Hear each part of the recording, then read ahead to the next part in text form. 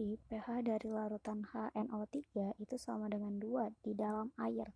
Nah, ini ketika pH dari asam nitrat ada di dalam air nih teman-teman. Nah, katanya apabila pH HNO3 itu berubah menjadi 4, nah itu berarti dia telah diencerkan sebanyak berapa kali. Nah, untuk nentuin itu pertama-tama kita harus tentuin dulu nih konsentrasi dari dari asam nitratnya dari masing-masing pH. Kemudian kita tentuin jumlah volume air yang dibutuhkan untuk mengencerkan. Masih ingat rumus pengenceran? Rumus pengenceran itu kan sama dengan M1 dikali V1 sama dengan M2 dikali V2. Nah, kalau begitu kita bisa tentuin ini sebagai konsentrasi 1 dan ini konsentrasi 2-nya gitu. Nah, berarti kalau begitu pertama-tama kita tentukan dulu nih konsentrasi ketika pH-nya itu sama dengan 2.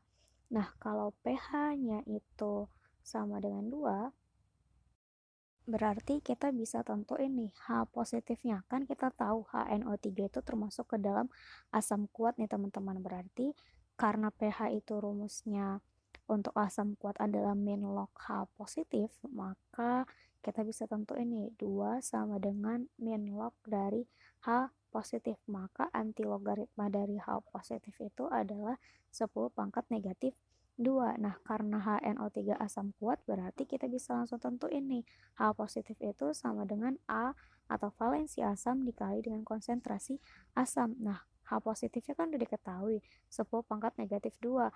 Valensi asamnya HNO3 kalau diionkan itu kan akan menjadi H positif ditambah dengan NO3 negatif. Nah, valensi asamnya kan cuma satu nih.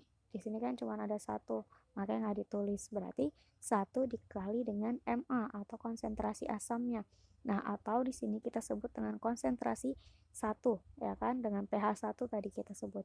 Maka M1-nya sama dengan berapa teman-teman? Sama dengan 10 pangkat negatif 2. Oke, kalau begitu kita tentukan ketika pH-nya itu sama dengan 4.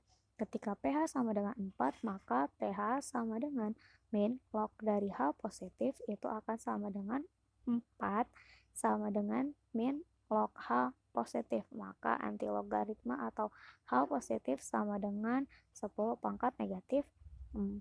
Oke deh, kalau gitu kita bisa tentuin nih konsentrasi keduanya. Maka valensi dikali M2, ya kan? Maka 10 pangkat negatif 4 sama dengan 1 dikali M2. Maka M2-nya sama dengan 10 pangkat negatif 4. Oke, langsung masuk ke rumus pengenceran.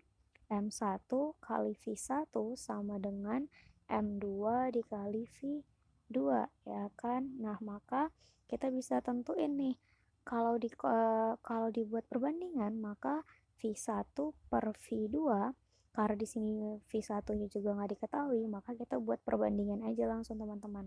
Maka kan ditanya diencerkan sebanyak berapa kali, maka V1 per V2 itu sama dengan gimana? Sama dengan M2 per M1 gitu. Kan kali silang jadinya, ya kan? Nah, maka kalau gitu kita tinggal substitusiin aja nih masing-masing. Kalau disubstitusikan maka jadi gini kan. Jadi V1 per V2 sama dengan 10 pangkat negatif 4 per 10 pangkat negatif 2. Maka ini kan artinya negatif 4 dikurang dengan negatif 2. Nah, berarti kan hasilnya itu adalah negatif 2 atau sama juga dengan 10 pangkat negatif 2. Jadi kalau dituliskan itu jadi begini nih teman-teman. V1 per V2 itu sama dengan 1 per 100, ya kan? Karena kan 10 pangkat negatif 4 dikurang 10 pangkat negatif 2 itu kan hasilnya 10 pangkat negatif 2. 10 pangkat negatif 2 itu kan sama dengan 1 per 100, ya kan? Nah, berarti kalau begitu ya udah langsung kita buat aja nih perbandingannya.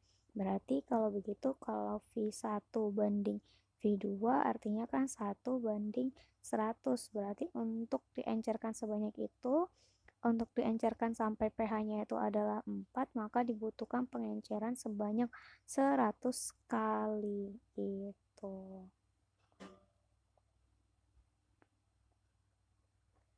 Oke deh, sekian.